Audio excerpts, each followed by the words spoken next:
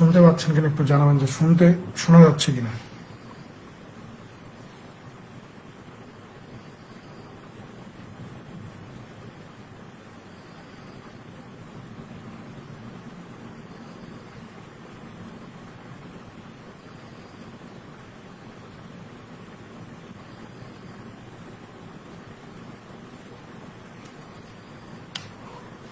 ওকে,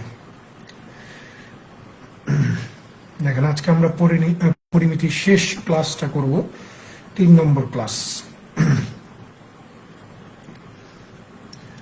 1 নম্বরে বলা হচ্ছে যে একটি বাগানের দৈর্ঘ্য 60 মিটার এবং প্রস্থ 20 মিটার। বাগানের ভিতরে চারদিকে 5 মিটার প্রস্থ বিশিষ্ট একটি রাস্তা আছে। যদি রাস্তাটিতে প্রতি বর্গ মিটারে 20 টাকা হারে ঘাস লাগানো হয়, তাহলে সম্পূর্ণ রাস্তায় ঘাস লাগাতে সর্বমোট কত টাকা লাগবে? তো আমি বলা হচ্ছে যে রাস্তাটার প্রতি বর্গ মিটারে 20 টাকা হারে গাছ লাগাইতে হবে। তার মানে রাস্তার ক্ষেত্রফল কত, এইটা না বের করা পর্যন্ত আমি বলতে পারবো না যে আমার সর্বমোট কত টাকা খরচ হবে। তো এই অঙ্কগুলো আমরা লাস্ট 2টা ক্লাসে করে আসছি এই টাইপের। যেহেতু এখানে বাগানের দৈর্ঘ্য দেওয়া আছে 60 আর প্রস্থ দেওয়া আছে 20, তার মানে বাগানের ক্ষেত্রফল আমরা বের করতে পারি। তাহলে আমরা লিখতে পারি প্রথমেই যে বাগানের ক্ষেত্রফল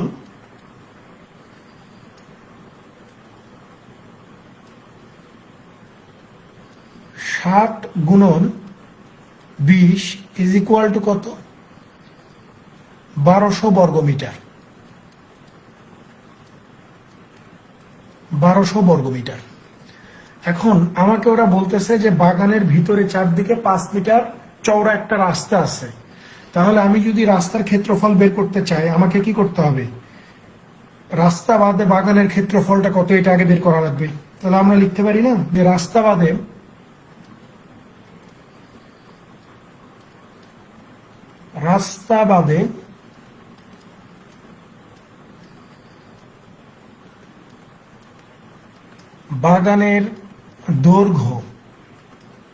বাগানের দৈর্ঘ্য ছিল 60।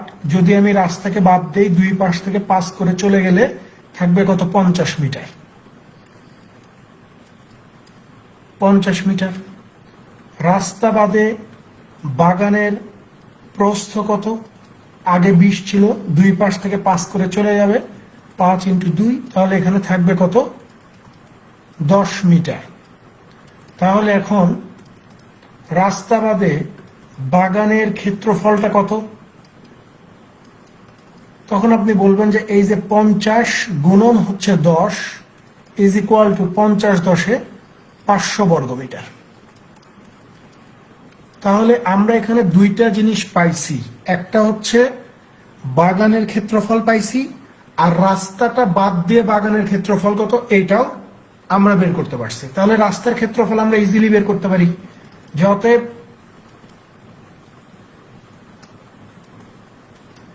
রাস্তার ক্ষেত্রফল হবে কত? এই যে বাগানের ক্ষেত্রফল 1200 থেকে রাস্তা বাদে বাগানের ক্ষেত্রফল 500, এইটারে বাদ দিয়ে দিলেই রাস্তার ক্ষেত্রফল আমরা পেয়ে যাব 700 বর্গ মিটার। এখন খেয়াল করে দেখেন, প্রশ্নে আমাকে বলতেছে যে এই রাস্তার উপরে ঘাস লাগাতে প্রতি বর্গ মিটারে 20 টাকা খরচ হবে। তাহলে আমার রাস্তা যদি 700 বর্গ মিটার হয়, তাহলে টোটাল খরচ কত? এখন লিখবেন যে অতএব সর্বমোট খরচ, রাস্তার ক্ষেত্রফল 700, 1 বর্গ মিটারে 20 টাকা খরচ, তাহলে 700 গুণন 20 কত? 7 দুগুণ 14, আর এই যে 1 2 3টে শূন্য, 14,000 টাকা লাগবে। 14,000 টাকা। এটাই হচ্ছে প্রশ্নের সঠিক উত্তর।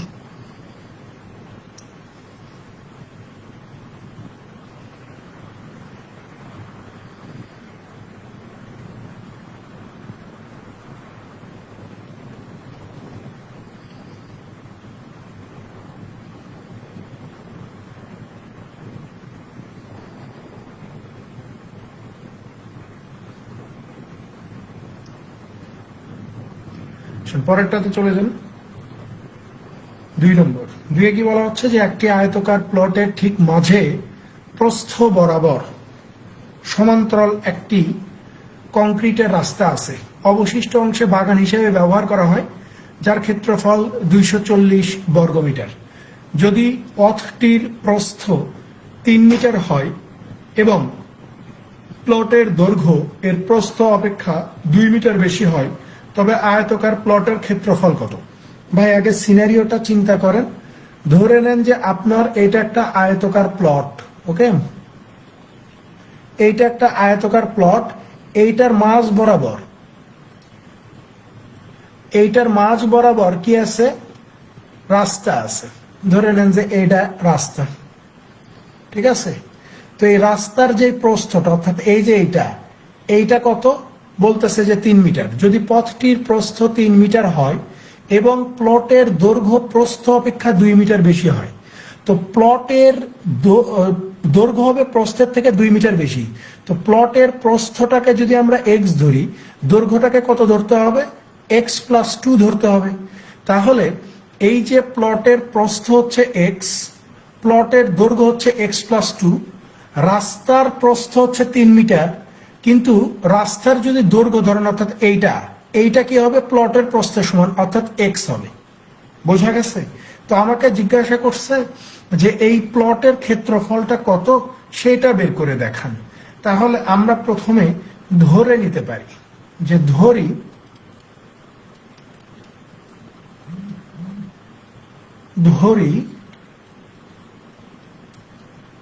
প্লটের প্রস্থ এক্স মিটার, প্লটের দৈর্ঘ্য কত হবে? 2 বেশি, অর্থাৎ x+2 মিটার, তাই না? এখন একটা জিনিস খেয়াল করেন, সেটা হচ্ছে এখান থেকে চাইলে আমি রাস্তার এই যে এরিয়া অফ রোড এটা আমি বের করতে পারি না? এরিয়া অফ রোড এটা আমি বের করতে পারি কিনা? কারণ রাস্তার দৈর্ঘ্য কত? এক্স, রাস্তার প্রস্থ কত? 3, তাহলে 3 এর সাথে এক্স গুণ করলেই তো আমরা কত পাবো? 3x পেয়ে যাব। তো আপনি বলবেন যে ভাইয়া, যেহেতু এই প্রশ্নে বলেই দেওয়া আছে যে অবশিষ্ট অংশে বাগান হিসেবে ব্যবহার করা হয়, যার ক্ষেত্রফল 240 বর্গমিটার, অর্থাৎ এই যে রাস্তা ছাড়াও এই যে এই অংশটা আর এই অংশটাতে কি আছে? বাগান আছে। এই অংশ আর এই অংশে বাগান আছে, তো বাগানের ক্ষেত্রফল দিয়ে রাখছে 240। তাহলে আপনি এই 240 কিভাবে পাবেন? এইটা পাওয়ার জন্য শর্ত হচ্ছে এই যে প্লটের যে ক্ষেত্রফল, প্লটের ক্ষেত্রফলটা কত হবে ভাই? আপনি বলবেন যে ভাইয়া প্লটের দৈর্ঘ্য হচ্ছে আমার x+2 আর প্লটের প্রস্থ হচ্ছে এক্স, তো দৈর্ঘ্যের সাথে প্রস্থকে গুণ করে দিলেই আমরা প্লটের ক্ষেত্রফল পাচ্ছি। তো প্লটের ক্ষেত্রফল থেকে যদি আমরা রাস্তার যে ক্ষেত্রফলটা একটু আগে দেখলাম 3x বের হইলো, এই রাস্তার ক্ষেত্রফলটাকে যদি বাদ দিয়ে দিই, প্লটের ক্ষেত্রফল থেকে যদি আমরা রাস্তার ক্ষেত্রফলটাকে বাদ দিয়ে দিই, তাহলে যতটুকু অংশে ঘাস লাগায় রাখছেন, ঠিক আছে, যতটুকু অংশকে আপনি বাগান হিসেবে ব্যবহার করে রাখছেন, অর্থাৎ 240 বর্গমিটার, এটা আপনি পেয়ে যাবেন না? এটা আপনি পেয়ে যাবেন। তাহলে এটা সমান সমান কত? 240। এখন আপনি ক্যালকুলেশন লাগান যে x স্কোয়ার প্লাস হচ্ছে 2x মাইনাস হচ্ছে 3x ইজ ইকুয়াল 240। তাহলে x স্কোয়ার মাইনাস হচ্ছে x মাইনাস 240, এই 240কে এ পাশে নিয়ে আসেন, সমান সমান কত? 0। তাহলে 16-15-তে 240 হয়ে যায়। তাহলে x square minus 16x plus 15x minus হচ্ছে 240 ইজ ইকুয়াল 0। এখানে x কমন নিলে x মাইনাস 16 প্লাস 15, সো এখানে কত? x minus 16 is equal 0। তো আমরা লিখতে পারি যে x minus 16 into x plus 15 is equal 0। তারপরে আমরা লিখতে পারি যে x প্লাস 15 সমান সমান 0 হইলে x সমান সমান হচ্ছে মাইনাস 15। এখানে আমরা লিখতে পারি যে ঋণাত্মক মান গ্রহণযোগ্য নয়। ঋণাত্মক মান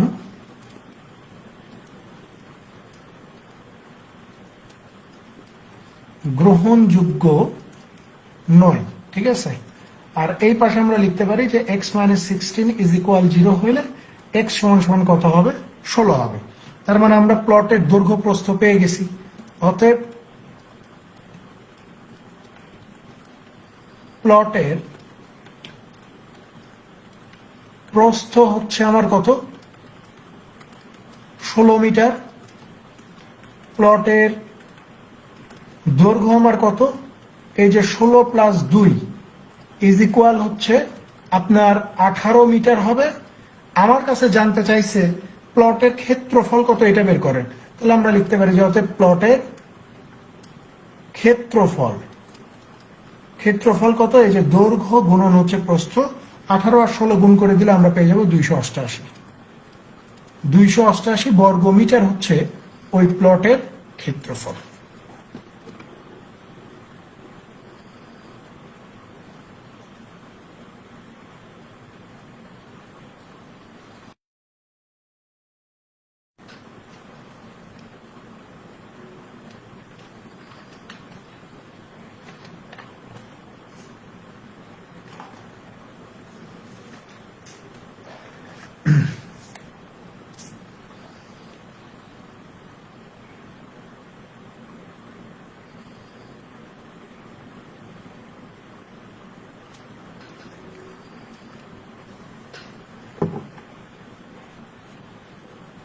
পরেরটাতে চলে যান, 3 নম্বর। দেখেন 3-এ কি বলা হচ্ছে যে একটি আয়তকার পার্কের দৈর্ঘ্য 60 মিটার, প্রস্থ 40 মিটার, এর মাঝে কংক্রিটের তৈরি 2টি পরস্পর লম্বচ্ছেদী রাস্তা আছে এবং পার্কের বাকি অংশটুকুতে ঘাস লাগানো হয়েছে। ঘাসযুক্ত অংশটির ক্ষেত্রফল 2109 বর্গমিটার হলে রাস্তাটির প্রস্থ কত, এইটা বের করতে হবে। একটু বুঝতে হবে ভাই, হ্যাঁ। ধরে নেন যে এইটা হচ্ছে একটা আয়তকার পার্ক, যার দৈর্ঘ্য বলছে কত 60 আর প্রস্থ কত বলছে 40 বলছে। এখন বলা হচ্ছে যে এর মাঝে কংক্রিটের তৈরি 2টি পরস্পর লম্বচ্ছেদী রাস্তা আছে, অর্থাৎ 2টা রাস্তা, একটা হচ্ছে এই দিক থেকে এই দিকে যাবেন, এটা একটা রাস্তা, আরেকটা হচ্ছে এই দিক থেকে এই দিকে যাবে। পার্কে গেলে এরকম রাস্তা আপনি দেখতে পাবেন, ঠিক আছে, এরকম রাস্তা আপনি দেখতে পাবেন। তাহলে এখানে আমাকে বলতেছে যে এই যে রাস্তা, এইটা একটা রাস্তা, এইটা একটা রাস্তা, এই 2টা রাস্তা ছাড়া এই অংশটা, এই অংশটা, এই অংশটা আর এই অংশটা, এই 4 অংশে কি করছে, ঘাস লাগায় রাখছে। এই ঘাস লাগানো অংশের যে ক্ষেত্রফল সেইটা আমাদের বলছে কত, 2109 বর্গমিটার। তো জিজ্ঞাসা করছে যে রাস্তার প্রস্থ কত, অর্থাৎ এই রাস্তাগুলোর যে প্রস্থ এইটা আমাকে জিজ্ঞাসা করছে, রাস্তার প্রস্থটা কত হবে। খুব খেয়াল করতে হবে, প্রথমে যা দেওয়া আছে আগে সেটা সলভ করি, তারপরে আমরা অন্য বিষয়গুলো দেখতেছি। দেখেন এখানে পার্কের দৈর্ঘ্য দেওয়া আছে, প্রস্থ দেওয়া আছে, তার মানে আমি চাইলেই পার্কের ক্ষেত্রফল কত এটা বের করতে পারি। তাহলে আমরা লিখতে পারি যে পার্কের ক্ষেত্রফল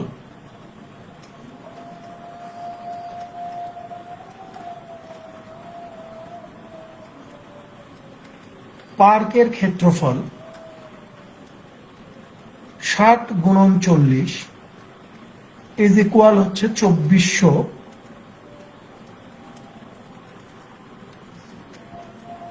বর্গমিটার, ঠিক আছে। এখন পার্কের ক্ষেত্রফল জানি এবং এটাও আমাদেরকে বলে দিছে যে ঘাসযুক্ত অংশের ক্ষেত্রফল কত। তাহলে আমরা লিখতে পারি ঘাসযুক্ত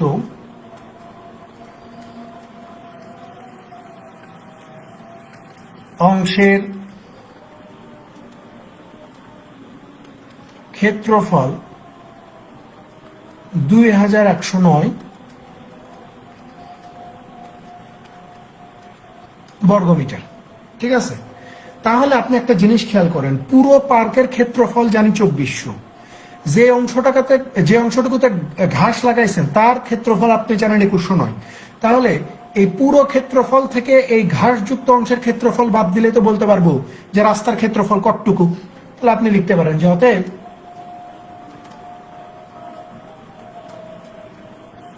রাস্তার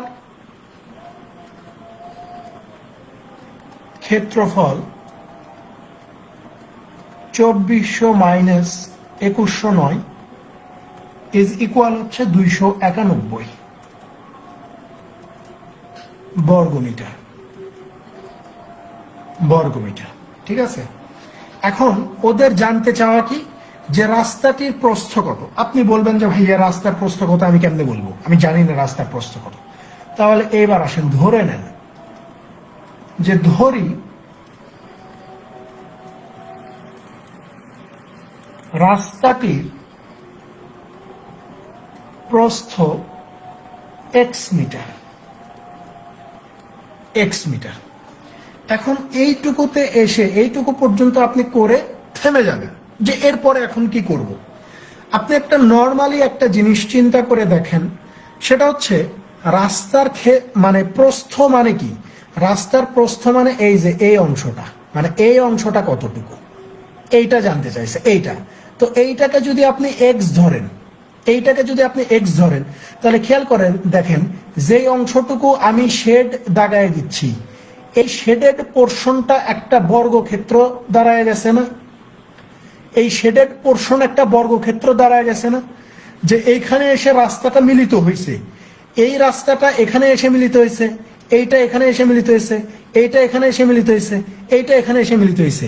তো এই পোর্শনটা যদি এক্স হয়, এই পোর্শনটাও এক্স হবে, এই পোর্শনটাও এক্স হবে, এই পোর্শনটাও এক্স হবে না, কারণ এইটাও রাস্তার প্রস্থ, এইটাও প্রস্থ, এইটাও প্রস্থ, এইটাও প্রস্থ। তাহলে আপনি বলবেন যে ভাইয়া এই জায়গার যে কমন যে একটা জায়গা, দুইটা রাস্তার যে একটা কমন প্লেস, সেটা হচ্ছে বর্গক্ষেত্র। সেটা কি একটা বর্গক্ষেত্র। তাহলে এই বর্গক্ষেত্রের প্রতিটা বাহু, এই বাহু এক্স, এই বাহু এক্স, এই বাহু এক্স, এই বাহু এক্স হলে ক্ষেত্রফল কত, এক্স এর উপর স্কোয়ার, এক্স স্কোয়ার। এখন আসেন, এখন এই রাস্তার ক্ষেত্রফলটা কত হবে, রাস্তার ক্ষেত্রফল কত। আপনি যখন এই রাস্তাটার কথা চিন্তা করবেন, এই যে এই রাস্তা, তাহলে এই রাস্তার দৈর্ঘ্য কত, 60 না, পার্কের দৈর্ঘ্য যতটুকু এই রাস্তার দৈর্ঘ্যটাও তো ঠিক ততটুকু। তাহলে আপনি বলবেন যে এই রাস্তার দৈর্ঘ্য যদি 60 হয়, প্রস্থ তো হচ্ছে আমার এই যে এক্স, তাহলে এই যে এইটাকে যদি আমি মানে রোড 1 বলি, এটা যদি রোড 1 বলি, রোড 1 এর ক্ষেত্রফল হচ্ছে 60x। আর এইটারে যদি আমি রোড 2 বলি, তাহলে আপনি বলবেন যে ভাইয়া এই রোড 2 যেই দৈর্ঘ্যটা এইটা হচ্ছে পার্কের প্রস্থের সমান। সো পার্কের প্রস্থ কত, 40। পার্কের প্রস্থ 40, কিন্তু রাস্তার প্রস্থ কত, এক্স না। তাহলে বলবেন যে দ্বিতীয় রাস্তার ক্ষেত্রফল কত, 40x। তাহলে আমরা এখানে দুইটা জিনিস পাইলাম। একটা হচ্ছে যে ভাই আমরা প্রথম রাস্তার ক্ষেত্রফল জানছি 60x, দ্বিতীয় রাস্তার ক্ষেত্রফল জানছি কত, 40x। কিন্তু এই দুইটা রাস্তার মধ্যেই একটা কমন জায়গা আছে, এই দুইটা রাস্তার মধ্যে একটা কমন জায়গা আছে, এই যে এই জায়গাটা কমন না, দুইটা রাস্তাকে কাভার করতেছে। তো বলবেন যে ভাইয়া যেই অংশটা কমন দুইটা রাস্তার মধ্যেই, তার ক্ষেত্রফল আমরা আগেই বের করে রাখছি এক্স স্কোয়ার। তাহলে এই এক্স স্কোয়ার এই জায়গাটা 60x এর মধ্যে আছে, 40x এর মধ্যে আছে। তাহলে আমরা কি করব, এই যে দুইটা রাস্তার ক্ষেত্রফল থেকে আমরা ওই কমন প্লেসটা বাদ দিয়ে দিব। বাদ দিয়ে দিলেই এই যে রাস্তার যে ক্ষেত্রফলটা আপনি পাইছেন 291, এই 291 আপনি পেয়ে যাবেন। 291 কি করে যাবেন, পেয়ে যাবেন। তাহলে খেয়াল করে দেখেন, তাহলে আমরা লিখতে পারি না যে 47 হচ্ছে 100x, 100x মাইনাস হচ্ছে x square is equal two 291। সবগুলোকে সমানের ডান পাশে পার করলে x square minus 100x plus হচ্ছে 291। দেখেন 97 3 100 হয়, 3 97 আবার 291 হয়। তাহলে আমরা এখানে লিখতে পারি যে x square minus 97x minus 3x plus 291 is equal হচ্ছে 0।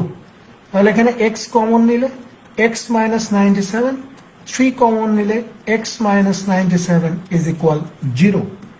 তারপরে আমরা লিখতে পারি কত, যে x minus 97 into x minus 3 is equal 0। তাহলে x মাইনাস 3 সমান সমান 0 হইলে x সমান সমান 3। আবার এখানে লেখা যায় x মাইনাস 97 সমান সমান 0 হলে x সমান সমান হচ্ছে 97। কিন্তু কথা হচ্ছে কি রাস্তার দৈর্ঘ্য এত হবে না, মানে সরি প্রস্থ এত হবে না যে 97 মিটার হয়ে যাবে, এটা অবাস্তব। তো আমরা এখানে লিখতে পারি যে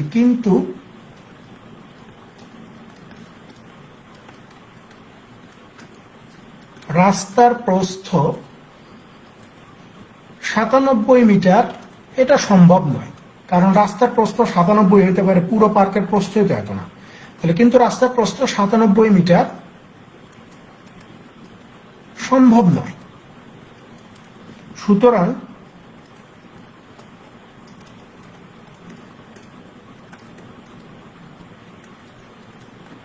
সুতরাং রাস্তাটির প্রস্থ x ইজ ইকুয়াল কত, 3 মিটার।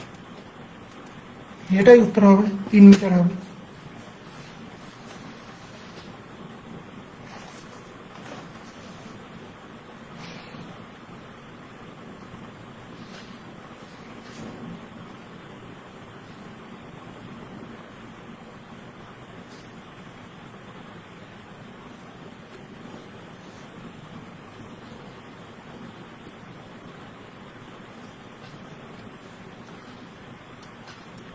পরেরটাতে চলে যান, 4 নম্বর।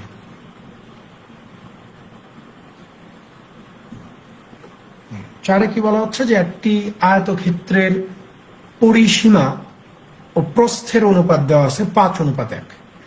যদি আয়তক্ষেত্রের ক্ষেত্রফল 216 বর্গমিটার হয়, বর্গ সেন্টিমিটার হয়, তাহলে আয়তক্ষেত্রটির দৈর্ঘ্য কতটুকু হবে এটা বের করতে বলছে। ক্ষেত্রফল দেওয়া আছে আর হচ্ছে প্রস্থ আর পরিসীমার অনুপাত দেওয়া আছে, দৈর্ঘ্য দেওয়া না, তার মানে ধরতে হবে। আমরা যদি এখানে পরিসীমা, প্রস্থ, দৈর্ঘ্য ধরে আচ্ছা আসেন এইভাবে আগাইতে পারি যে ধরি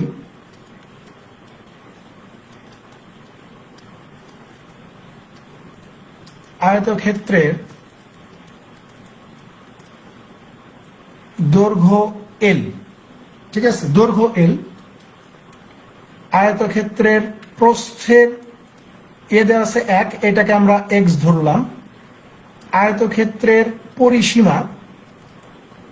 পরিসীমার অনুপাত দেওয়া আছে 5, এটাকে আমরা 5x ধরলাম, ঠিক আছে।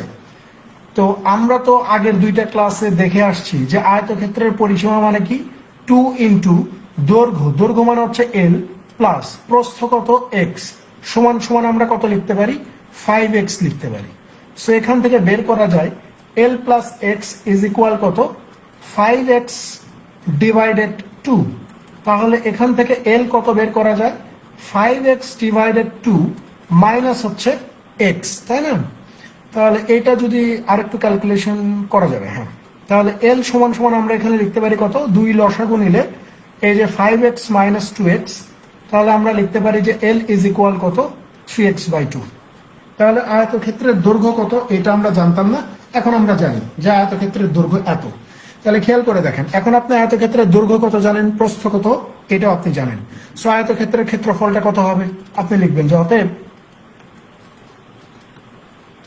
আয়তক্ষেত্রটির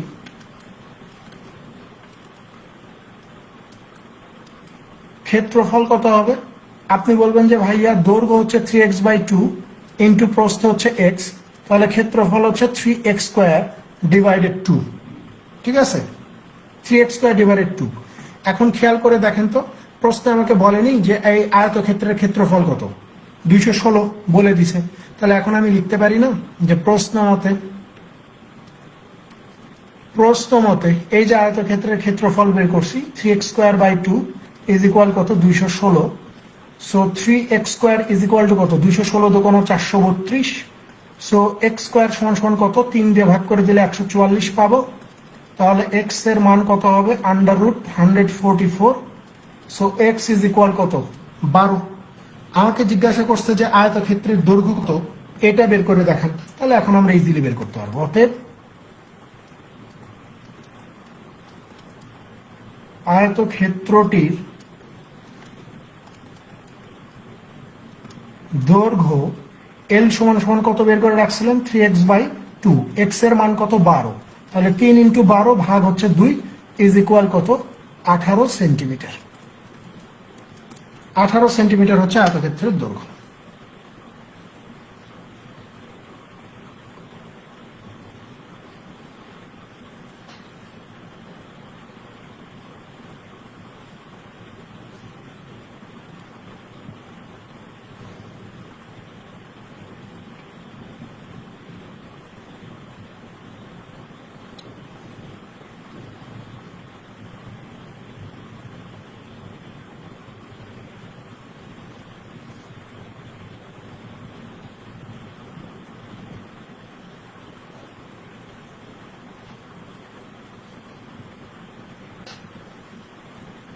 পরেরটাতে চলে যান, 5 নম্বর।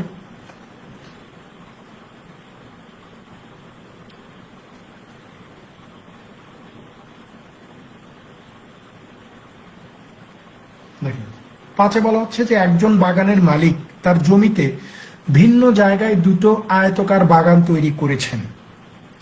তার জায়গাতে 2টা আয়তকার বাগান তৈরি করছে, 2টা। প্রথম বাগানের ক্ষেত্রফল 600 বর্গ ফুট এবং দৈর্ঘ্য 40 ফুট।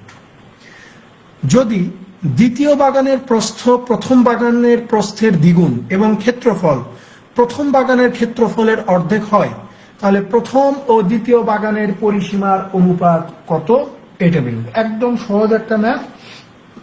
খেয়াল করে দেখেন, আমরা লিখতে পারি যে দেয়া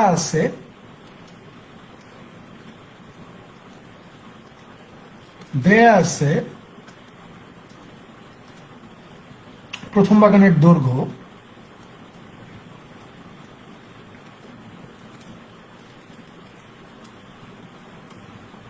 কত, 40 ফুট।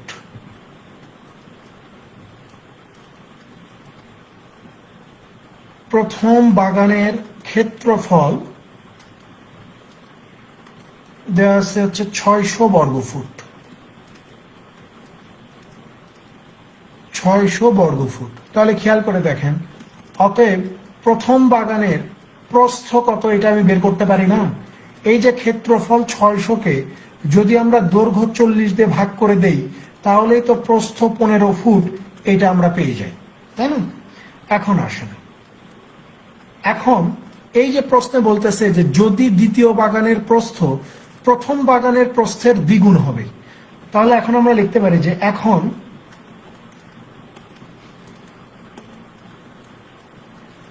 দ্বিতীয় বাগানের প্রস্থ কতটুকু হবে? প্রথম বাগানের যেহেতু 15, সো দ্বিতীয় বাগানের দ্বিগুণ, 15-র দ্বিগুণ কত, এই যে 30 ফুট। এবং দ্বিতীয় বাগানের ক্ষেত্রফল কত হবে? প্রথম বাগানের অর্ধেক। দ্বিতীয় বাগানের ক্ষেত্রফল এই যে 600-র অর্ধেক মানে হচ্ছে 300 বর্গ ফুট, 300 বর্গ ফুট। তাহলে এইবারও আপনি দ্বিতীয় বাগানের দৈর্ঘ্য বের করতে পারেন। অতএব দ্বিতীয় বাগানের দৈর্ঘ্য কত হবে? এই যে ক্ষেত্রফল 300-কে জাস্ট প্রস্থ 30 দিয়ে ভাগ করে দিলেই আপনি দৈর্ঘ্য পেয়ে যাবেন 30 ফুট, তাই না? তাহলে আপনি প্রথম বাগানের দৈর্ঘ্য প্রস্থ জানেন, দ্বিতীয় বাগানের দৈর্ঘ্য প্রস্থ কত সেটাও আপনি জানেন। সো আপনার কাছে পরিসীমা বের করা এখন কোনো বিষয় না।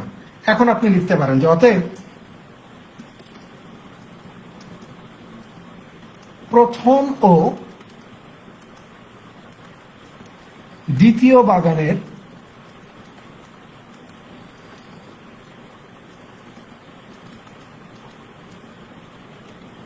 পরিসীমার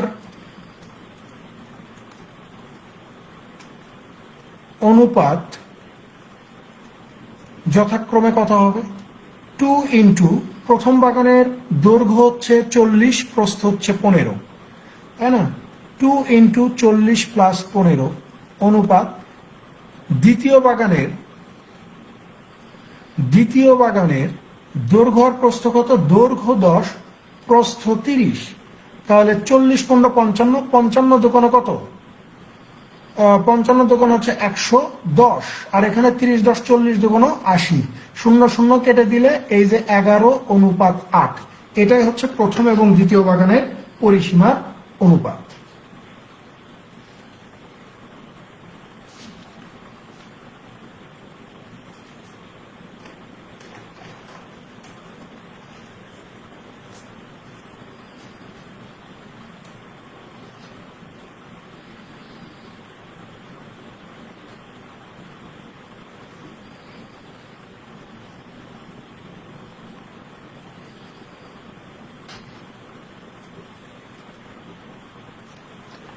পরেরটাতে চলে যান। 6 নম্বরে কি বলা হচ্ছে যে একটি 1000 ফুট বা 1000 ফুট বর্গাকার অফিসের মাঝখানে একটি দেয়াল দিয়ে 2টি অফিস বানানো হবে। নতুন অফিস দুটির পরিসীমার পার্থক্য 400 ফুট হলে অফিস দুটির দৈর্ঘ্য ও প্রস্থ কত হবে? খেয়াল করে দেখেন, প্রশ্ন পড়ার সাথে সাথে আপনাকে দুইটা জিনিস মাথায় ক্লিক করতে হবে। এক নাম্বার জিনিস হচ্ছে, প্রথমে যে অফিসটা ছিল 1000 বাই 1000, এটা হচ্ছে বর্গাকৃতির, এটা প্রশ্নে বলেই দিছে। যখন আমি অফিসটার মাঝখানে একটা দেয়াল তুলে দিয়ে দুইটা অফিস তৈরি করে দিব, তখন আর এটা বর্গক্ষেত্র থাকবে না, তখন এটা আয়তক্ষেত্র হয়ে যায়। আয়তক্ষেত্র হবে বিধায় প্রশ্ন আপনাকে জিজ্ঞাসা করছে যে নতুন অফিস দুটির দৈর্ঘ্য আর প্রস্থ কত হবে, এবং এই দুইটা অফিসের পরিসীমার পার্থক্য দেওয়া আছে 400। খেয়াল করে দেখেন, এখানে অফিসটা ছিল এইরকম, মূলত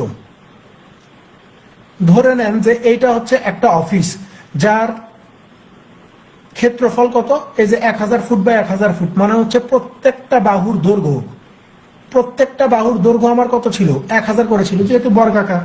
এখন বলতেছে যে ভাই এই অফিসের মাঝখানে দেয়াল তুলবো। ঠিক আছে, তোলেন দেয়াল।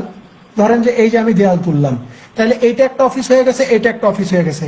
এখন আপনি বলবেন যে ভাইয়া আমি তো জানি পুরোটা 1000, কিন্তু এখান থেকে এখান পর্যন্ত এখন কত? আপনি বলবেন যে জানি না। যেহেতু আপনি জানেন না, ধরে নেন যে এখান থেকে এই পয়েন্ট থেকে এই পয়েন্ট পর্যন্ত যদি এক্স হয়, তাহলে এই পয়েন্ট থেকে এই পয়েন্ট পর্যন্ত কত হবে?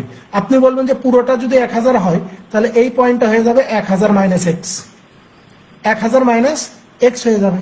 তাহলে খেয়াল করে দেখেন, এই যে নতুন দুইটা অফিস দেখা যাচ্ছে, এই নতুন দুইটা অফিসের এই যে এইটার দৈর্ঘ্য হচ্ছে এক্স, প্রস্থ কত, 1000। আবার এই যে আরেকটা অফিসের যে দৈর্ঘ্য, এটা হচ্ছে 1000 মাইনাস এক্স, আর এই যে প্রস্থ, এই প্রস্থ কত, এই যে আপনি বলবেন যে 1000। বোঝা গেছে? কারণ আমাকে পরিসীমা বের করতে হবে, তো সো প্রথমে এই বিষয়টা ক্লিয়ার হয়ে নিতে হবে। এখন আসেন ম্যাথ সমাধানের দিকে চলে যাই। তাহলে আমরা এখানে লিখতে পারি যে মনে করি, কি বলছে, মাঝখানে একটি দেয়াল দিয়ে দুইটি অফিস বানানো হবে। আচ্ছা, আমরা লিখতে পারি এইভাবে যে মাঝখানে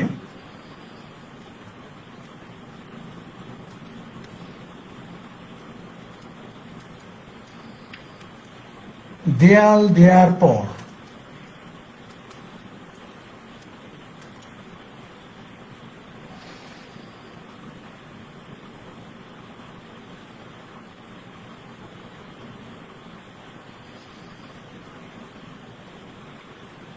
মাঝখানে দেয়াল দেওয়ার পর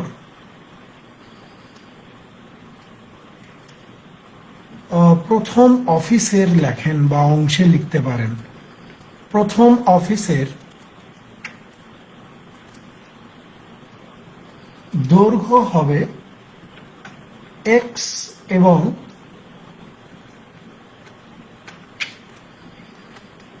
দ্বিতীয় অফিসের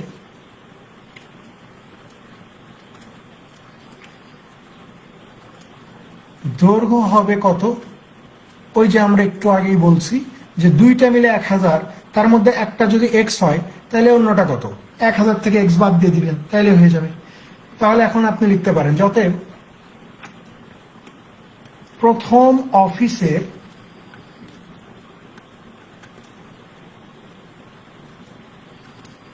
পরিসীমা কত, এই যে 2 ইন্টু একটা অংশ হচ্ছে এক্স।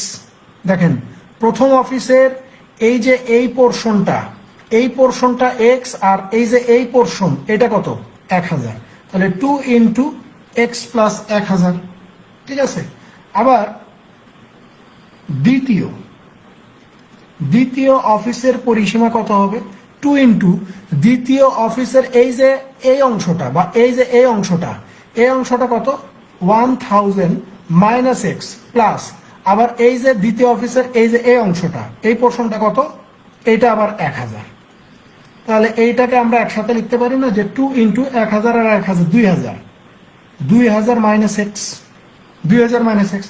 তাহলে এখন প্রশ্ন আমাকে বলে দিচ্ছে যে ভাই এই যে দুইটা অফিসের পরিসীমা, এদের পার্থক্য কত, 400 ফুট। তাহলে এই দুইটাকে বিয়োগ করে দিব। প্রশ্ন মতে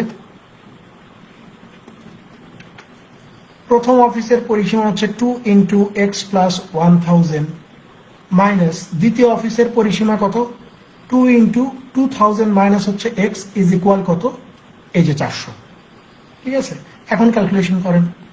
2x প্লাস 2000 মাইনাস 2 × 4000 মাইনাস মাইনাসে প্লাস 2x ইজ ইকুয়াল কত, 400।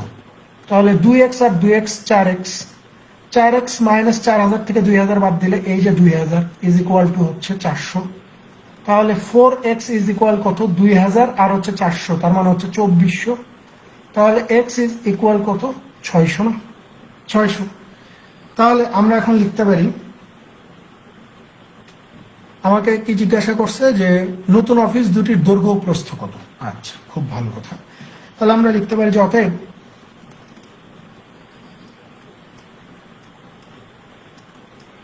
মাঝখানে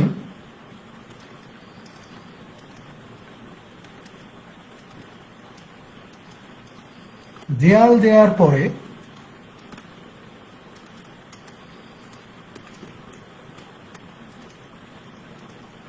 প্রথম অফিসের দৈর্ঘ্য বা প্রথম অংশও লিখতে পারেন, দৈর্ঘ্য এক্স সমান সমান হচ্ছে 600 এবং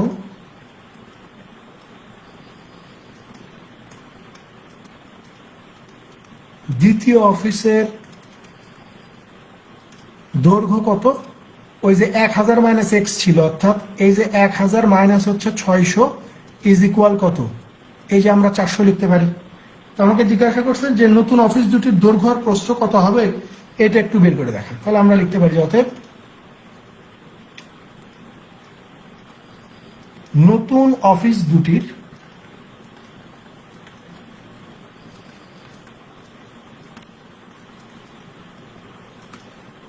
দৈর্ঘ্য ও প্রস্থ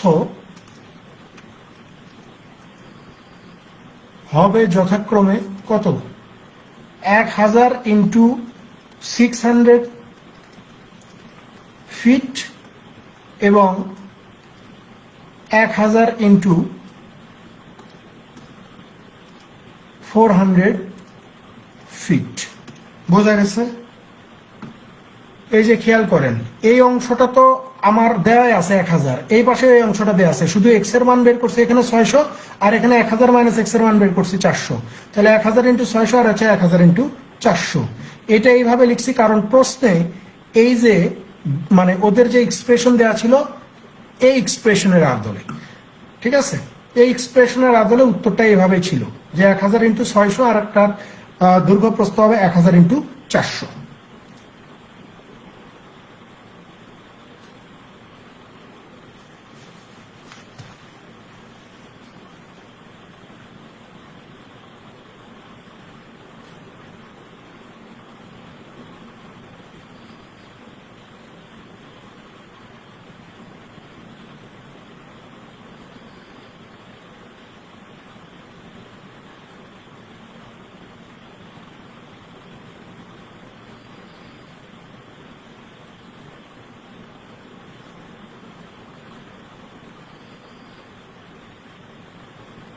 পরেরটাতে চলে যান, 7 নম্বর।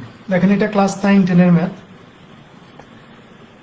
Class 9-10 math. কিন্তু ওই যে আমি বারবার বলছি যে ক্লাস 9-10 ম্যাথগুলো যেগুলো দেওয়া আছে, যেগুলোকে আমরা গুরুত্বপূর্ণ ভাবি, এগুলো আসলে রিয়েল এক্সামে আসার সম্ভাবনা খুবই কম, খুবই কম। কারণ এইগুলার এক্সাক্ট ফলাফল বের করতে গেলে আপনার ক্যালকুলেটরটা লাগবে ভাই, ঠিক আছে? ক্যালকুলেটর ছাড়া হিসাব করতে গেলে আপনার অবস্থা খারাপ হয়ে যাবে। যেমন এই প্রশ্নটা খেয়াল করেন, এখানে বলা হচ্ছে যে একটা বৃত্তের ব্যাসার্ধ 14 সেমি, একটি বর্গের ক্ষেত্রফল উক্ত বৃত্তের ক্ষেত্রফলের সমান, অর্থাৎ বৃত্তের ক্ষেত্রফল যা হবে বর্গের ক্ষেত্রফলও তাই হবে। তো জিজ্ঞাসা করছে যে বর্গক্ষেত্রের বাহুর দৈর্ঘ্য নির্ণয় করুন। তাহলে আমরা লিখতে পারি যে ধরি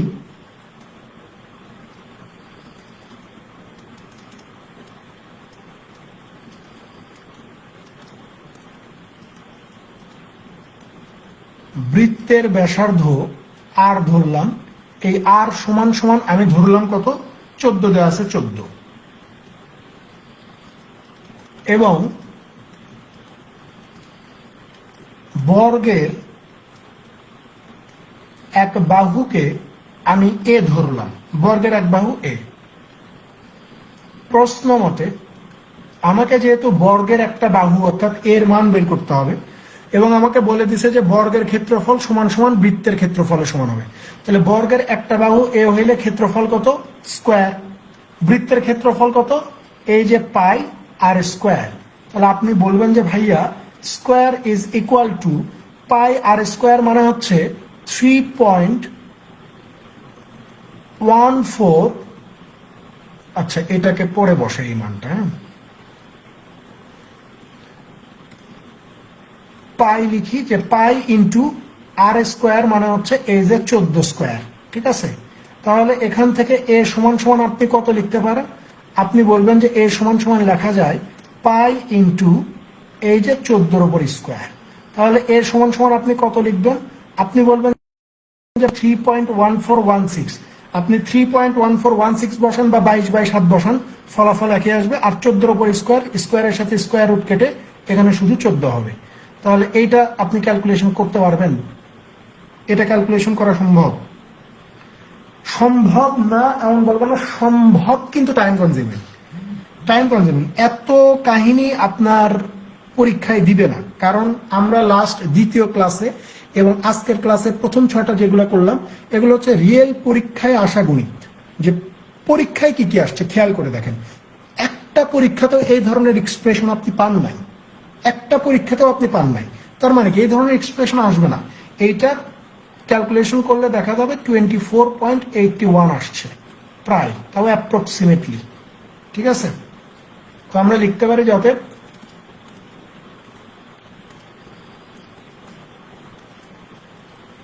বর্গক্ষেত্রের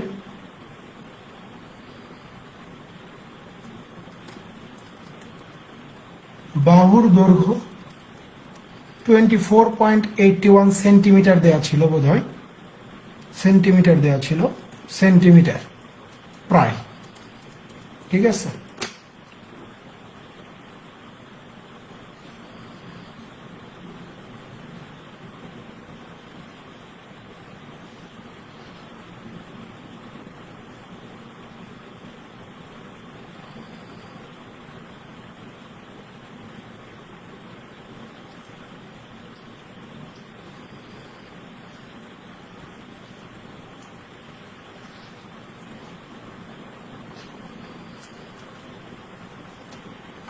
পরেরটাতে চলে যান, 8 নম্বর। দেখেন 8-এ কি বলা হচ্ছে যে একটি রম্বসের প্রতিটি বাহুর দৈর্ঘ্য 20 মিটার এবং ছোট কর্ণের দৈর্ঘ্য বড় কর্ণের দৈর্ঘ্যের 3/4 হলে রম্বসটির ক্ষেত্রফল কত। সাধারণত রম্বস, সামান্তরিক, ট্রাপিজিয়ান এগুলো থেকে লিখিত পরীক্ষায় প্রশ্ন আসতে দেখা যায় না, কখনো আমি দেখিনি, আসতে পারে বাট আমার চোখে এখনো পড়েনি। তো যদি প্রশ্ন এসে যায় না, ধরেন যে এই প্রশ্ন আসতে পারে, আসতেই পারে, আপনাকে এই ধরনের প্রশ্নে চিত্রটা, শুধু এই ধরনের প্রশ্নে না, সেটা জ্যামিতির প্রশ্ন হইতে পারে, পরিমিতির প্রশ্ন হইতে পারে, ত্রিকোণমিতির উচ্চতা এবং দূরত্ব বিষয়ক যে সমস্যাগুলো আছে ওই সমস্যা কেন্দ্রিক হতে পারে। আপনি যদি একবার চিত্রটা আঁকায় ফেলতে পারেন, প্রশ্নের যা বলছে এই অনুযায়ী যদি একবার চিত্রটা দাগায় ফেলতে পারেন, বুঝবেন যে আপনার প্রশ্ন 80% সমাধান হয়ে গেছে। চিত্র যদি দাগাইতে পারেন ওইটা আপনি সমাধান করতে পারবেন, যেমনি হোক আপনি মানে সমাধান করতেই পারবেন। তো এখানে বলা হচ্ছে যে একটা রম্বসের প্রত্যেকটা বাহুর দৈর্ঘ্য দেওয়া আছে 20 মিটার করে। তো আমি এখানে একটা ব্যর্থ চেষ্টা করব একটা রম্বস আঁকানোর। পরীক্ষার হলে আপনি মানে খাতায় আপনি সাইডে একটা চিত্র এমনি আঁকায় দিয়েন যাতে করে পরীক্ষক বুঝতে পারে, ঠিক আছে। জাস্ট আপনি দাগাই দিবেন, তার জন্য একদম অ্যাকিউরেট মাপ হইতে হবে এমন না, জাস্ট ও বুঝতে পারলেই হইলো যে ও কি দেখাইতে চাইছে। দেখেন একদম অ্যাকিউরেট হবে না, বাট হচ্ছে কিছু একটা, ঠিক আছে।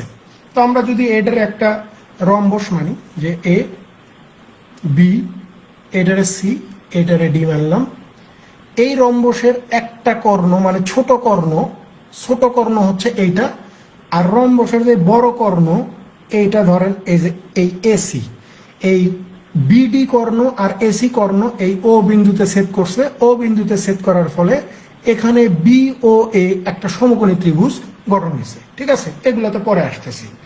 তাহলে আমরা এখানে লিখতে পারি চিত্র দেখে দেখে যে ধরি আমাকে যেহেতু বলতেছে যে বড় কর্ণ যতটুকু হবে ছোট কর্ণ হবে তার 3/4, তো বড় কর্ণ কোনটা, এ থেকে সি, এটা বড় কর্ণ না? আপনি বলবেন যে হ্যাঁ। তাহলে যে এই যে এসি, এই এসি সমান সমান যদি আমরা এক্স ধরি, আপনি বলবেন যে হ্যাঁ ধরাই যায়, যেহেতু আমি জানি না কত, তাহলে এসি সমান সমান এক্স ধরলাম। তাহলে এই যে ছোট কর্ণ বিডি, এটা কত হবে, বিডি কত হবে? আপনি তখন বলবেন যে অতএব বিডি সমান সমান হবে এই যে ছোট কর্ণ এক্স, এই এক্স এর 3/4। তো এক্স এর 3/4 মানে কি 3x/4 লেখা যায় না? 3x/4 লেখা যায়। তার মানে বিডি সমান সমান কত, 3x/4। এটা লিখে ফেললাম। এখন খেয়াল করেন, রম্বসের ক্ষেত্রফল চাইছে। রম্বসের ক্ষেত্রফল, ক্ষেত্রফল মানে হচ্ছে আপনার এই যে বড় কর্ণের দৈর্ঘ্য আমার লাগবে, ছোট কর্ণের দৈর্ঘ্য আমার লাগবে, এবং আমি শুধু এখানে একটার মাপ জানি, এই যে এ বি জানি, সিডি জানি, বিসি জানি, আবার এই যে সিডি জানি, আবার এই এডি জানি, কারণ এটা আমাকে বলে দিছে যে রম্বসের প্রতিটা বাহুর দৈর্ঘ্য 20। তাহলে আমি আপনাকে যেটা বোঝানোর ট্রাই করতেছি এখন, যে আপনি জাস্ট শুধু এইটা নিয়ে চিন্তা করেন, এই যে এ বি, আবার এই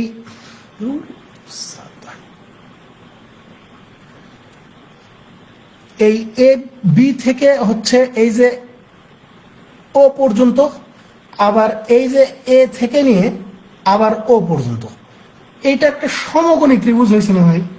এটা একটা সমকোণী ত্রিভুজ হয়েছে, যার অতিভুজ, অতিভুজ হচ্ছে এ বি। এইটা আপনি জানেন। আপনি জানেন নাকি, আপনি জানেন না এই ভূমি কত আর এই লম্ব কত? এই ভূমি আর লম্ব জানলে এই প্রশ্ন আমার সমাধান হয়ে যাবে। ভূমি কত লম্ব কত এটা জানলে এই প্রশ্ন আমার সমাধান হয়ে যাবে। তো আপনি বলবেন যে ভাইয়া এখানে এই যে এ থেকে ও বা ও থেকে এ, এই ও থেকে এ হচ্ছে এই এসি বাহুর অর্ধেক। কারণ এই যে এসি কর্ণ, এই এসি কর্ণটা ও বিন্দুতে সমদ্বিখণ্ডিত হয়েছে, সমান 2 ভাগে ভাগ হয়েছে। তার মানে এখানে ও থেকে এ যতটুকু, আবার ও থেকে সি ততটুকু। তাহলে আমি বলতে পারি না যে ভাই ও এ হচ্ছে এই এসি বাহুর অর্ধেক? তাহলে আপনি বলবেন যে হ্যাঁ বলা যায়। তাহলে আমরা লিখতে পারি না এভাবে যে সুতরাং সুতরাং ও এ সমান সমান এসির অর্ধেক, হাফ এসি লিখি।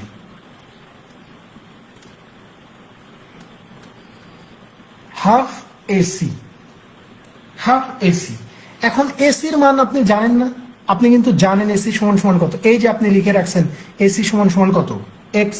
তাহলে আপনি বলতে পারেন যে অতএব ও এ সমান সমান হচ্ছে এই যে এসির মান যেহেতু এক্স, তার মানে হচ্ছে এক্স এর অর্ধেক, এক্স এর অর্ধেক। একটা বিষয় ক্লিয়ার হল। আবার আপনি খেয়াল করে দেখেন, এই যে ও বি, এই ও বিটা হচ্ছে এই বিডি কর্ণকে সমান 2টা ভাগে ভাগ করছে। তার মানে ও থেকে বির দূরত্ব যত, ঠিক ও থেকে ডির দূরত্ব তত। তাহলে এই যে ও বি, এই ও বি কে আমি বলতে পারি না যে এইটা হাফ অফ বিডি, বিডির অর্ধেক, বিডি বাহুর অর্ধেক হচ্ছে ও বি। আপনি বলবেন যে হ্যাঁ বলা যায়। আর বিডির মান কিন্তু আপনি জানেন, এই যে 3x/4। তাহলে আমরা লিখতে পারি না যে অতএব এই যে ও বি সমান সমান হচ্ছে হাফ ইন্টু 3x/4, মানে আমরা লিখতে পারি কত, 3x/4 দুগুণ 8। এখানে 4টা ভালো করে লেখা জরুরি। 3x/8 আপনি লিখতে পারেন না? লিখতে পারেন। এখন খেয়াল করে দেখেন, আমরা সমকোণী ত্রিভুজের অতিভুজ কত এটা আমরা জানি 20। সমকোণী ত্রিভুজের এই যে ও বি ভূমি এটা কত এটা আমরা জানি 3x/8। আবার সমকোণী ত্রিভুজের লম্ব যেটা এও বা ও এ, এটাও আমরা জানি x2। এখন আমরা পিথাগোরাসের সূত্র প্রয়োগ করতে পারি না? এখন আমরা লিখতে পারি যে পিথাগোরাসের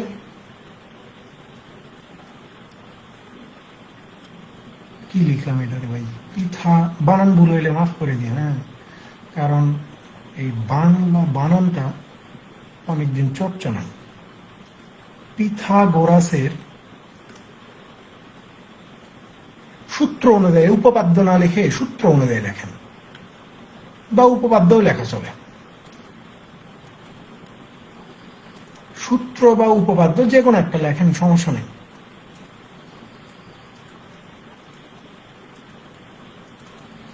অনুযায়ী আমরা লিখতে পারি না যে অতিভুজ স্কোয়ার সমান সমান ভূমি, এই যে ও বি স্কোয়ার প্লাস লম্ব ও এ স্কোয়ার, লিখতে পারি কিনা? লিখতে পারি।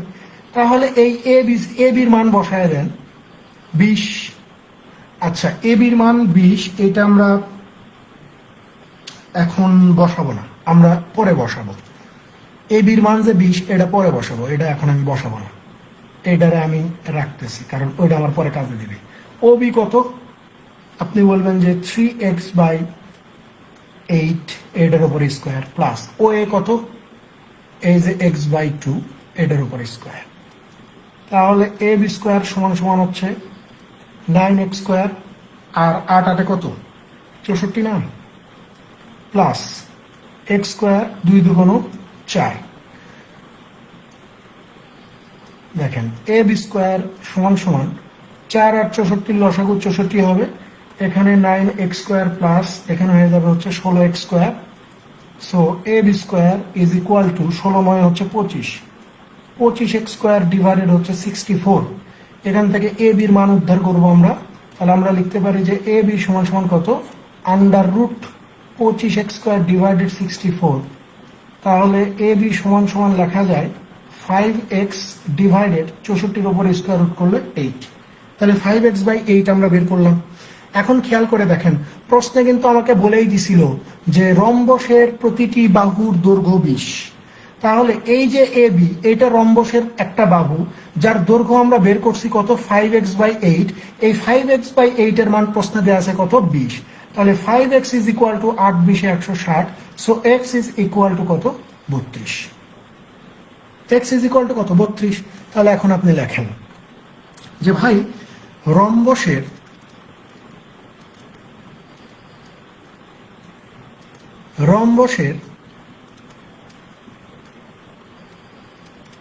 একটি কর্ণ এসি ছিল, এসি সমান সমান কত ছিল? এক্স, আর এক্স এর মান কত? এই যে 32 বের করছি। অতএব রম্বসের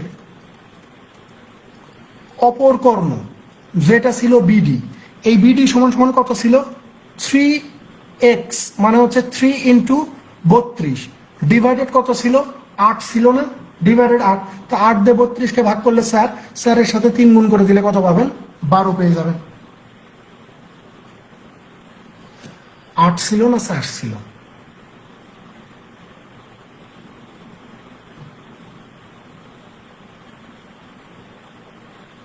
এখানে 8, ঠিক আছে, 12।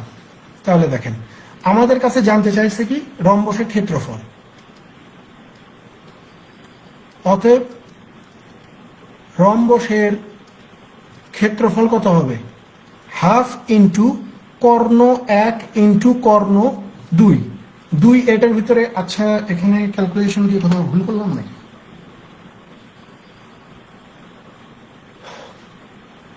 দেখেন এখানে ভুল করছি না ক্যালকুলেশন। বিডি হচ্ছে 3x/4, এই যে 3x/4, এখানে ভুল করছি, এখানে 4 হবে। হ্যাঁ, বিডি হচ্ছে 3x/, ও বি হচ্ছে এত ছিল 3x/4, 4 দিয়ে 8, 8 দিয়ে 3-কে গুণ করে দিলে 24 পাবো।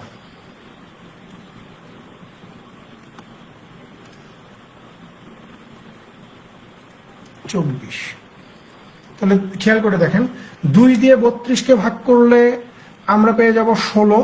16-র সাথে যদি আমরা 24-কে গুণ করি, তাহলে আমরা পেয়ে যাব হচ্ছে 384। এটাই হচ্ছে রম্বসের ক্ষেত্রফল। এগুলো যেহেতু সেন্টিমিটার ছিল, সেটা হচ্ছে বর্গ সেন্টিমিটার। ঠিক আছে, রম্বসের ক্ষেত্রফল কত? 384 বর্গ centimetre.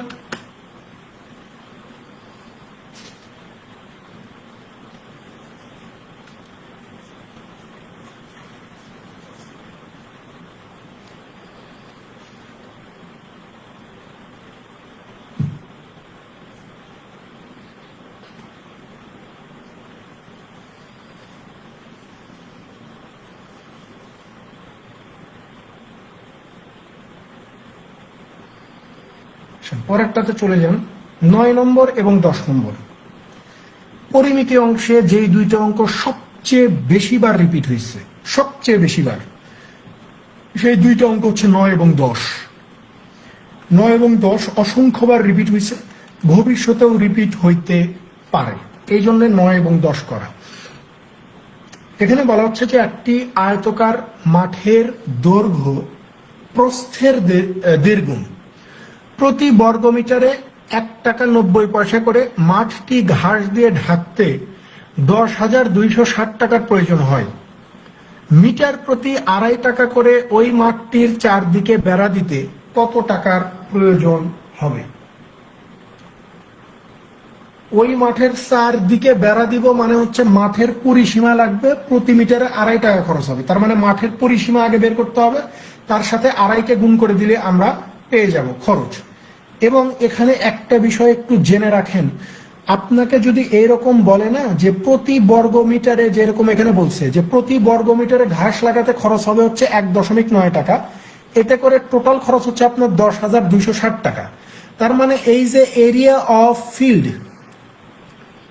Area of the field অর্থাৎ এই মাঠের ক্ষেত্রফল যদি বের করতে চান, তাহলে যেটা করতে হবে, এই যে টোটাল খরচ, টোটাল খরচ এই যে 10,260 টাকাকে, এই টোটাল খরচকে প্রতি বর্গমিটারে টোটাল যত টাকা খরচ হয়েছে এটা দিয়ে ভাগ করে দিবেন। ঠিক আছে? কি বললাম? এই আয়তকার মাঠের ক্ষেত্রফল যদি বের করতে চান, তাহলে আপনাকে যেটা করতে হবে, টোটাল কস্টকে পার স্কোয়ার মিটারে যেই কস্ট হয় সেটা দিয়ে ভাগ করে দিলেই আপনি এরিয়া পাবেন। এবং প্রশ্নে বলেই দিচ্ছে যে মাঠের দৈর্ঘ্য হবে প্রস্থের 1.5 গুণ। তাহলে আমি যদি বিষয়টাকে এইভাবে ধরি, যে ধরি মাঠটির প্রস্থ 2x মিটার, অতএব মাঠটির দৈর্ঘ্য কত? প্রস্থের 1.5 গুণ। So 2x into 1.5 is equal কত? আপনি বলবেন যে 3x মিটার।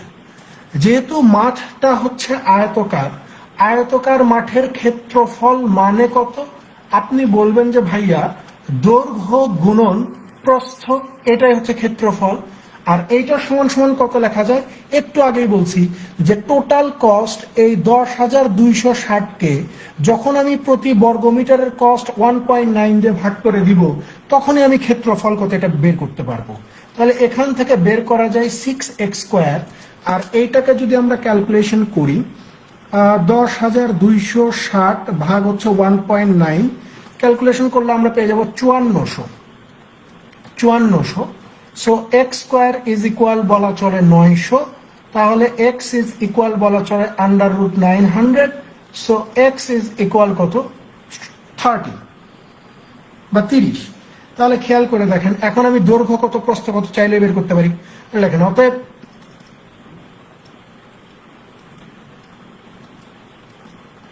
মাঠটির দৈর্ঘ্য 3 ইন্টু 30 ইজ ইকুয়াল 90 মিটার। মাঠটির প্রস্থ 2 ইন্টু 30 ইজ ইকুয়াল 60 মিটার। তাহলে আমার পরিসীমা লাগবে। তাহলে লেখেন অতএব মাঠটির পরিসীমা 2 ইন্টু 90 প্লাস 60, 150 আর 2 মানে কত? 300 মিটার।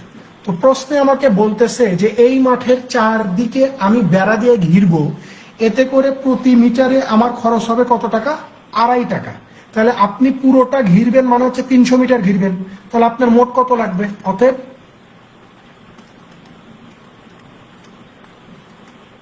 মোট টাকা লাগবে, মাঠ হচ্ছে আমার 300 মিটার, প্রতি মিটারে খরচ করব 2.5 টাকা, 300কে 5 দিয়ে করলে 1500, 1500-র অর্ধেক মানে হচ্ছে 750 টাকা। এই 750 টাকা দরকার হবে।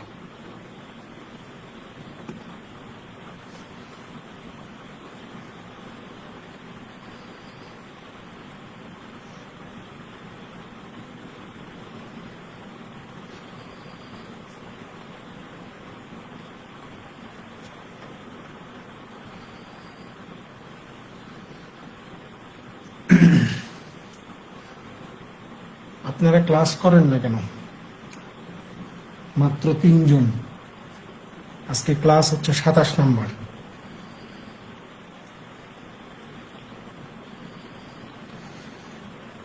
মানে আমাদের অধ্যায় ভিত্তিক ক্লাস প্রায় শেষের দিকে। আরে আজকে এই ক্লাসটা বাদ মানে শেষ হয়ে গেলে আর একটা অধ্যায় বাকি থাকবে।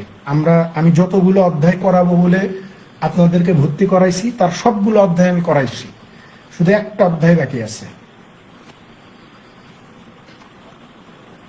দেখেন এখানে কি বলা হচ্ছে, এটাও সবচেয়ে বেশি বারে বের হয়েছে এই প্রশ্ন, যে একটি বর্গাকৃতি মাঠের পরিসীমা একটি আয়তকার মাঠের পরিসীমার সমান। মানে বর্গের পরিসীমা আর আয়তক্ষেত্রের পরিসীমা সমান হবে। আয়তকার মাঠের দৈর্ঘ্য প্রস্থের 3 গুণ এবং ক্ষেত্রফল 768 বর্গমিটার। বর্গাকৃতি মাঠটি ঢাকতে 80 সেন্টিমিটার বর্গাকৃতির কতটি টাইলস লাগবে? সহজ জিনিস। প্রথমে আসেন আয়তক্ষেত্র নিয়ে কথা বলি। আয়তক্ষেত্রের দৈর্ঘ্য হচ্ছে প্রস্থের 3 গুণ এবং আয়তক্ষেত্রের ক্ষেত্রফলও দেওয়া আছে। তাহলে আমরা ধরে নিতে পারি যে ধরি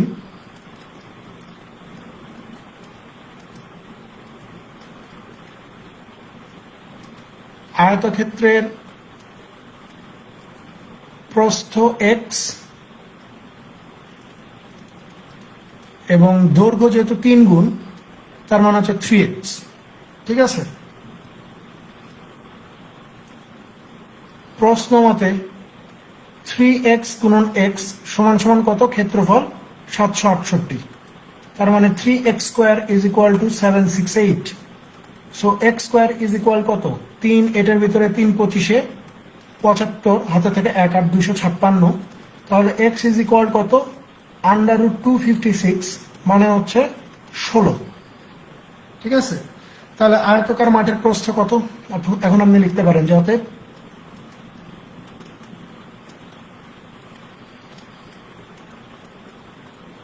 আয়তকার মাঠের প্রস্থ 16 মিটার, আয়তকার মাঠের দৈর্ঘ্য 3 গুণন 16 ইজ ইকুয়াল 48 মিটার। ঠিক আছে, পরিসীমা লাগবে। অতএব আয়তকার মাঠের পরিসীমা কত? 2 ইন্টু 48 প্লাস 16, 48 6 54 10 64 দুগুণ 128 মিটার। এখন আমাকে বলে দিছে প্রশ্নে যে আয়তক্ষেত্রের পরিসীমা আর বর্গক্ষেত্রের পরিসীমা সমান হবে। তাহলে এখন বর্গের পরিসীমা বের করা লাগবে। আমরা আবার ধরে নিতে পারি বা মনে করি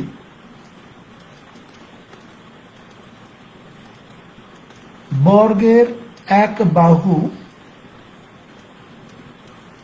a মিটার, অতএব বর্গের পরিসীমা, বর্গের যেহেতু 4টা বাহু এবং বর্গের প্রতিটা বাহু সমান, তার পরিসীমা কত? এই যে 4a মিটার। এখন এই যে 4a বর্গের পরিসীমা আর এই যে আয়তক্ষেত্রের পরিসীমা 128, এই দুইটা সমান। তাহলে a সমান সমান কত বলা চলে? আপনি বলবেন যে 32। এখন আসেন বর্গের ক্ষেত্রফল বের করতে হবে। কারণ কি, এখানে প্রশ্নের শেষ অংশে বলতেছে যে বর্গাকৃতির মাঠটি ঢাকতে 80 সেন্টিমিটার বর্গাকৃতির কতটি টাইলস লাগবে। ঠিক আছে, তার মানে পুরো বর্গাকার মাঠ ঢাকবো, তার মানে ওর ক্ষেত্রফল আগে আমার লাগবে।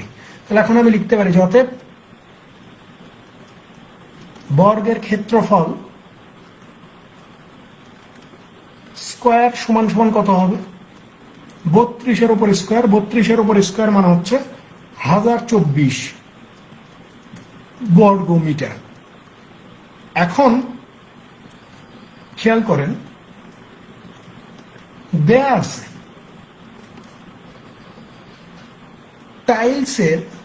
টাইলসটাও বর্গাকৃতির এবং টাইলসের এক বাহুর দৈর্ঘ্য প্রশ্নে দেওয়া আছে। এক বাহুর দৈর্ঘ্য কত? 80 সেন্টিমিটার। তো এইটা সেন্টিমিটার আর বর্গের বাহু বা বর্গের ক্ষেত্রফল এগুলো বর্গমিটারে, সেই 80 সেন্টিমিটারকে আমরা মিটারে কনভার্ট করার জন্য কি করব? 100 দিয়ে ভাগ করে দিব। 100 দিয়ে ভাগ করে দিলে আমরা কত পেয়ে যাব? 0.8 মিটার পেয়ে যাব। 0.8 মিটার। অতএব টাইলসের ক্ষেত্রফল কি হবে? আপনি বলবেন যে 0.8 উপরে স্কোয়ার সমান সমান হচ্ছে 0.64 বর্গ মিটার। এখন এই যে টাইলসের ক্ষেত্রফল দিয়ে ওই বর্গাকার মাঠের ক্ষেত্রফলকে ভাগ করে দিলেই কতগুলা টাইলস লাগবে এইটা আমরা বের করতে পারবো। আমরা লিখতে পারি যে সুতরাং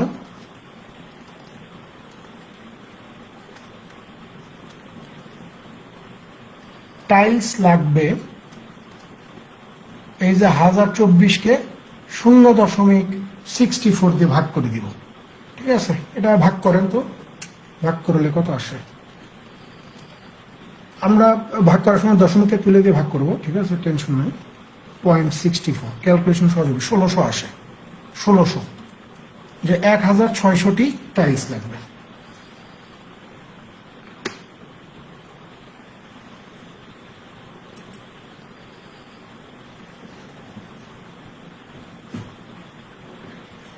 এই হচ্ছে মূলত পরিমিতির বিষয়। আমাদের আর একটা অধ্যায় বাকি আছে, দূরত্ব এবং উচ্চতা বিষয়ক। পরবর্তী ক্লাসে ঢোকার আগে অবশ্যই ত্রিকোণমিতির যেই সূত্রগুলো দরকার মানে ত্রিকোণমিতির সব সূত্র মুখস্থ করবেন। এটা অলসতার কারণে আপনারা মুখস্থ করেন না, কিন্তু মুখস্থ রাখতে হবে। এটা মুখস্থ রাখলে ভাই এটার বহুবিধ উপকারিতা। ভাম করে কোনো ম্যাথ চলে আসলে আপনি এমনিতেই পেরে যাবেন, শুধু যদি সূত্রগুলো মাথায় থাকে, মানগুলো মাথায় থাকে। আর যদি মাথায় না থাকে তাইলে ওখানে সারাদিন বসে থাকলেও আপনি কিছু করতে পারবেন না। ঠিক আছে, মুখস্থ করে ফেলবেন। যে কয়েকটা সূত্র আছে সবগুলা মুখস্থ করে ফেলবেন, যে কয়েকটা মান আছে সবগুলা মুখস্থ করে ফেলবেন। সেটা কবিতা দিয়ে করবেন না ছন্দ দিয়ে করবেন আপনার ব্যাপার, কিন্তু মুখস্থ আমার চাই। ঠিক আছে, কারণ পরবর্তী 2টা ক্লাস, আমি জানি না কতগুলো লেকচার শিট, 2টা ক্লাস হোক বা একটা ক্লাস হোক, যেটাই হোক, সব ম্যাথে ওটা লাগবে, তাছাড়া হবে না। সূত্র লাগবেই, ওই মান লাগবেই, তাছাড়া আগাইতে পারবো না। সো এটা মুখস্থ রাখা চাই। ঠিক আছে, সো দেখা হবে নেক্সট ক্লাসে। ভালো থাকবেন সবাই, আল্লাহ হাফেজ।